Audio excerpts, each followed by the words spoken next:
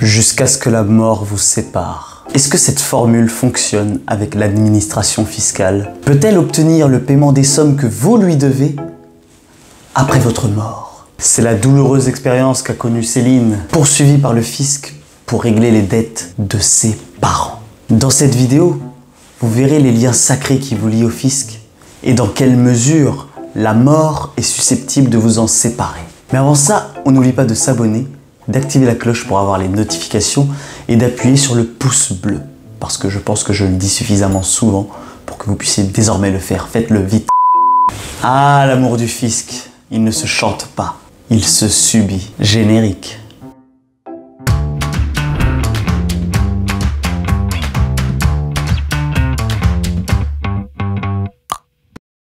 C'est l'histoire des parents de Céline que je vais vous raconter. Nous sommes au début des années 2000 lorsque ses parents, fatigués de payer trop d'impôts en France, mettent en place un stratagème audacieux. Ils veulent quitter la France pour payer leurs impôts en Suisse, donc nettement bien moins que ce qu'ils auraient payé ici. Mais ils restent très attachés à leur pays d'origine, qu'est la France. Ils décident donc d'aller vivre à la frontière franco-suisse et d'acheter un bien immobilier de part et d'autre de la frontière. Avec ces deux biens côté France, ils vivent heureux, ils vivent la bohème, ils vivent leur amour.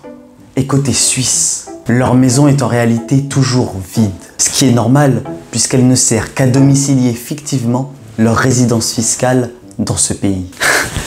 C'était trop facile, ils pensaient. Voilà 2 ans que leur stratégie fonctionne à merveille, mais la 3e année, contrôle fiscal! Fallait bien que ça arrive un jour. Le fisc découvre le poteau rose à l'aide des consommations d'électricité qui étaient nulles en Suisse et fortes, très fortes en France. Comment pouvez-vous vivre en Suisse alors que vous n'y consommez absolument pas d'électricité? Oh, on se douche à l'eau froide.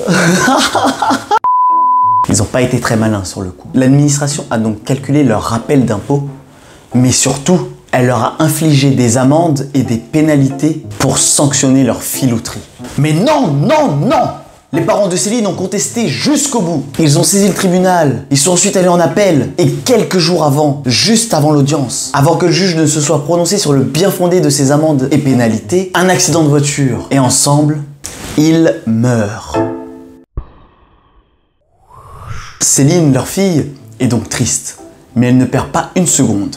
Elle se dépêche et fait asseoir tout le monde, administration fiscale et juge, et elle leur dit ceci. Mesdames et messieurs, je ne vais pas aller chercher bien loin mes arguments. Retenez bien ceci. Je ne paierai pas pour les erreurs qui ont été commises par mes parents. Parce que messieurs, les articles 8 et 9 de la Déclaration des droits de l'homme et du citoyen me protègent. Ah bon? Mais de quoi parle Céline? L'article 8 donc nous dit « Nul ne peut être puni qu'en vertu d'une loi établie et promulguée avant le délit ». Et l'article 9, il nous dit que tout homme est présumé innocent jusqu'à ce qu'il ait été déclaré coupable. Eh bien Céline déduit de ces 2 articles qu'on ne peut être puni que par des faits que nous avons commis et non pas par les faits commis par une autre personne. Or, si vous me demandez de payer ces pénalités alors que je n'ai rien fait, vous me condamnez en raison des faits commis par mes parents. Et ça, c'est contraire à la Déclaration des droits de l'homme et du citoyen, messieurs. Et c'est contraire à notre bloc de constitutionnalité. Ouh! Constitutionnalité, vous dites? Le Conseil constitutionnel vous répondra. Le Conseil constitutionnel a d'abord appelé une chose à Céline. Céline, vous avez raison. On ne peut pas vous condamner pour les actes commis par vos parents. Les amendes et pénalités ne peuvent donc pas être directement prononcés contre vous. Ah ah!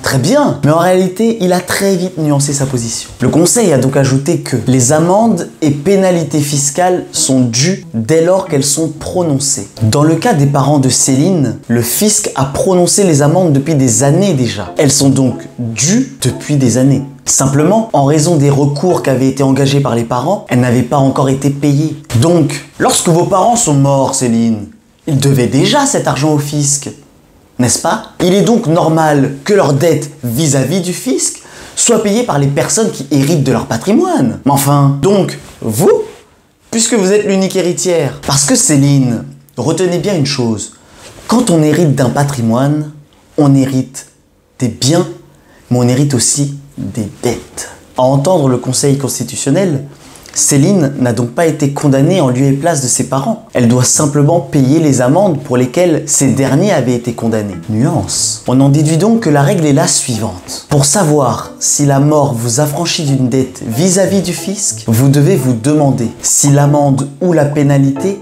était juste encourue ou bien a été prononcée. Une amende et une pénalité est encourue lorsque le fisc vous soupçonne d'être en situation de fraude fiscale. Il vous fait part de son soupçon, mais n'a pas encore rendu de décision quant à votre situation. Dans ce cas-là, en cas de décès, le fisc ne peut donc pas obtenir le paiement auprès des héritiers. Alors qu'on va vous dire qu'une amende ou une pénalité a été prononcée lorsque le fisc vous a infligé cette amende ou cette pénalité. Vous ne les avez peut-être pas encore payées parce que vous les contestez, mais ces amendes sont dues. Elles font donc partie de vos dettes. Et si elles font partie de vos dettes, le fisc peut en obtenir le remboursement auprès des héritiers.